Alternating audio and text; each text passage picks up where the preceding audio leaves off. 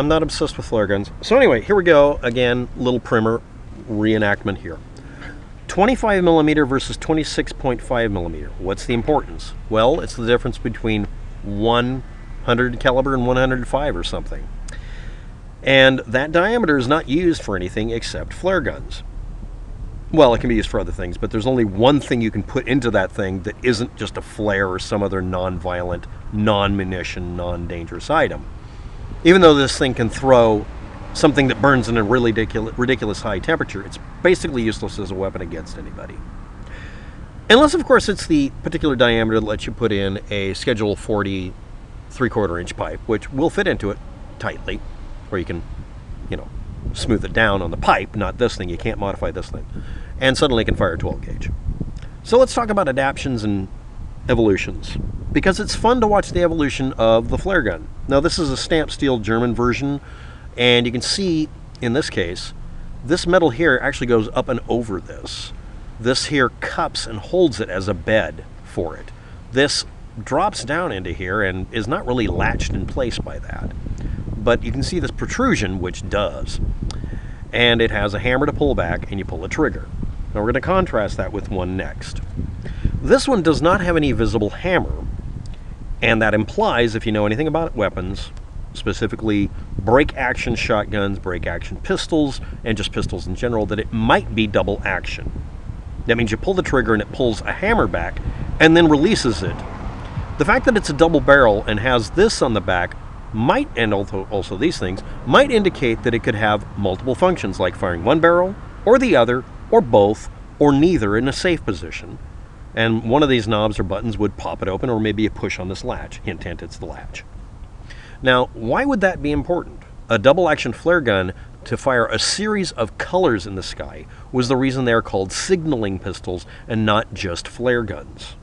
Next, as you can see, this is a short barrel shotgun, but again, this is a 1 inch or more bore, and the only thing you could use in it would be some obscenely, pornographically dangerous shotgun shell that was used for shooting hundreds of birds at once in commercial hunting, which was a thing at one time. And it would, you wouldn't be able to tolerate the recoil. You'd have to have a lug on the front to bolt it to the side of a boat and use it as a boat cannon. This is a man-portable cannon at that point, and there's no reason to have a short barrel if you're trying to shoot, shot, and hit anything. It was considered a practicality limitation, and at the time these things came out, really there weren't any anti-personnel devices that you could stick in here. So they used them mostly for flare guns. There's other designs that are even bigger. And this is elegant, beautiful. God, it's beautiful. This is a brass Webley one. And this is the clasp for holding down this barrel that would kind of cover the breech face rather than the other way around. This is the spring for loading it. This is the hammer that has to fly forward under its own inertia to actually set anything off. It had a firing pin, and this thing on the end, even though it's classic and it just gives me tingles, this bell on the front was to keep your hand from getting in front of it in case the damn thing went off by accident while you were unloading or loading it, because that became a problem. People would close this up and have their hand over the end of it. And this is literally just an add-on they did in the mold. And sometimes it was actually just put on. You could actually take that off. Most people did not. And as you can see, it's just got a trigger and you just pull back the hammer. It's not double action. And of course, I'm going to have a video on how to do double action. But I'm also going to mention an easy way to find double action equipment in modern days.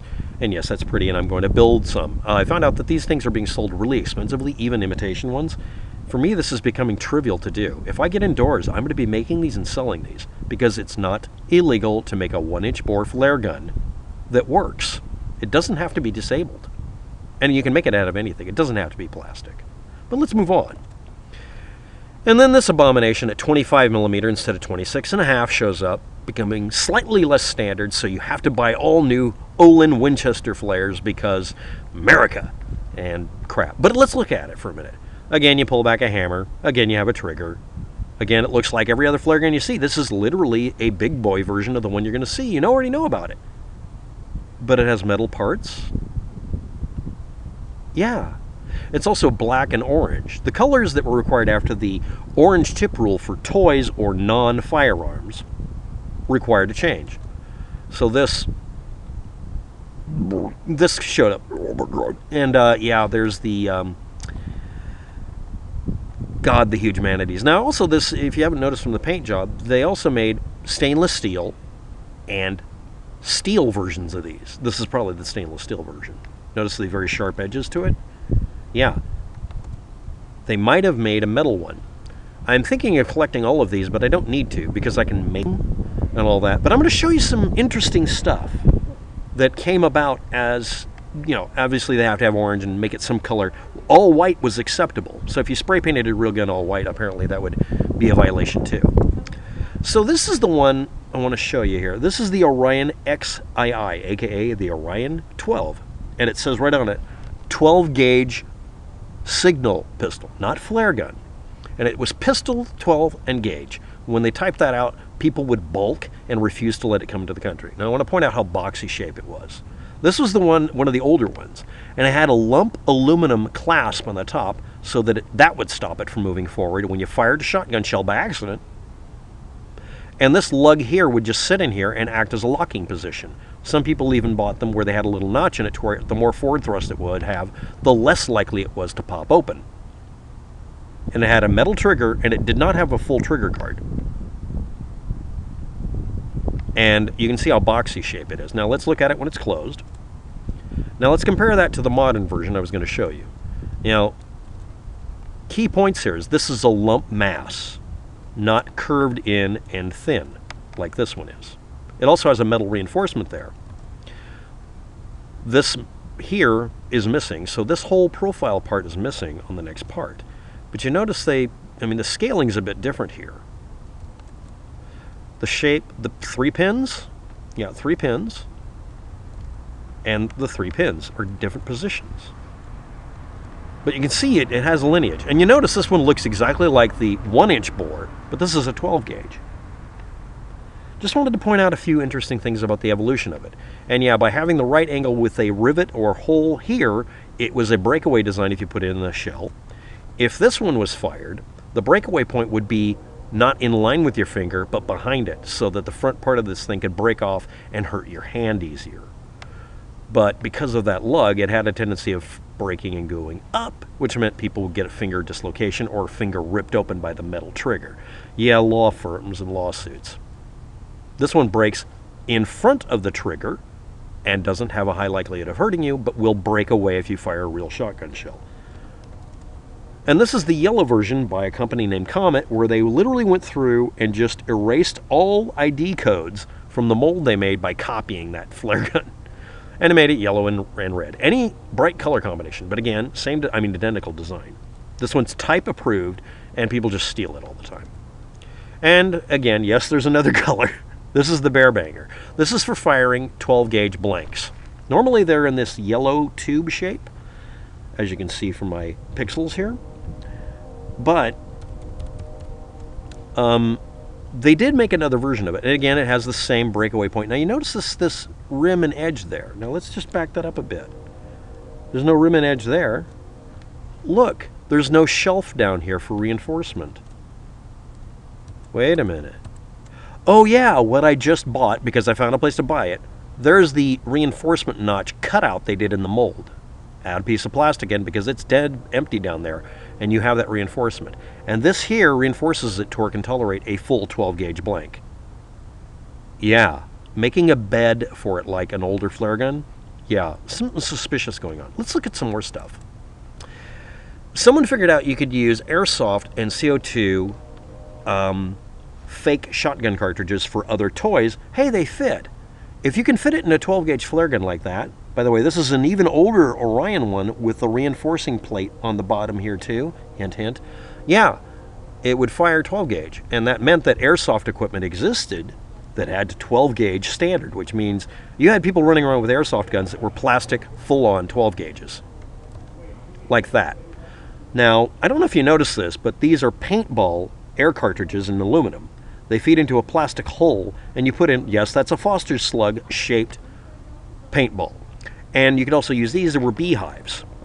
And that's a 12 gauge shotgun made of plastic. It's not a toy. They have to have an orange tip on it when you sell it in the United States and other places. And this is the single shot version, and there's a see-through version I'm not going to put on the screen because honestly I just wanted to show you this. This is the Solo Goblin. And that's the latch right there that holds the thing in place. It's pulled by that. This is a double action trigger. Why am I showing you this? That means this one is a double action trigger duplicate of that German flare gun. It's identical. They didn't patent anything, they just copied it. Which means if you copy that in metal, you have one of the more advanced double barrel shotgun bases. And yeah, it's a lower. If you make it in metal, just copying this, you can put a buttstock on it or a pistol grip as long as the thing's 26 inches overall length. And yeah, everything about it is 12 gauged. Almost. And here's that gun I showed you guys before. I have to do a retraction. The original Cobrey Arms design did not take this barrel. That is a 12 gauge barrel, by the way. That's a 12 gauge shotgun barrel. And yeah, there's the rivet you take out to make it to where you can fire a 12 gauge out. They did not make an extended frame. They shortened this. That's all they did. And yes, this is a 12 gauge insert, if I could get one, I want one, that allowed you to fire 6 shots. You just have to rig up an off-center firing pin. And I want to point out something. Oops, if you cut off this and copy that design into here and then move this rivet back 1 notch, yeah, then suddenly you have a 12 gauge pistol. That's one of the reasons I can't find it anywhere in the United States, except that one website I found it on. And yes, this is a flare gun. There's a company that puts out a 45 caliber revolver flare gun. It's a toy. And it's street legal. Why? Because if you say it's a pyrotechnic safety device, you can sell it with explosives. Just like you can buy the bear banger with the flare gun shaped cartridges and the reinforced base right there. It's right there, it's reinforced. And here's the bear deterrent shell for 32. Why is it 40 bucks in the previous one? Well, where I got it from, it's 30 bucks and $10 shipping. Hazmat. You're not allowed to buy one of these just by itself from a lot of companies. However, if you include actual fucking shotgun blanks with a reinforced frame on it, yeah, there's where the notch goes in that would hold it in place properly. They'll send it to you and sell it to you. It's street legal. Why? Loophole. In California and Oregon, we are allowed to have bear deterrent safety devices. We can't buy them just by themselves because you're buying the shells, not the launcher. Okay, fine. And in New Jersey and New York, because they have bear attacks a couple of times every decade. So guess what? You can buy this with the actual dangerous shotgun shell blanks that can actually hurt you. But you're not allowed to buy it with an airsoft thing because they outlawed pellet guns, BB guns, and paintball guns being shipped. But in those same states, all you have to do is ask nicely. You can buy it with real 12 gauge blanks and really fire basically a 12 gauge. So that's it for today. Just some observations. Thanks for watching. Have a good day. Good luck with that.